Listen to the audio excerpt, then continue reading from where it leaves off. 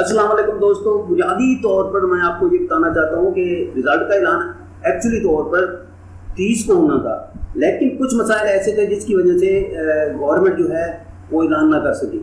उसमें बुनियादी मसला जो था वो मैं आपको क्लियर करना चाहता हूँ कि बुनियादी मसला प्रमोशन पॉलिसी का था।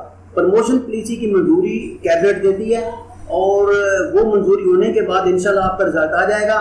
परेशानी की कोई बात नहीं है, सारे स्टूडेंट पास हो जाएंगे। आप बिल्कुल परेशानी ना लें, टेंशन बिल्कुल ना लें।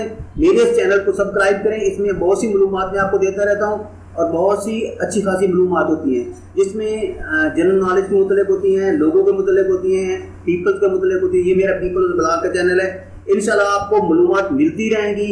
10वीं का रिजल्ट आ जाएगा और 9th और 10th वाले बच्चे भी पास हो जाएंगे।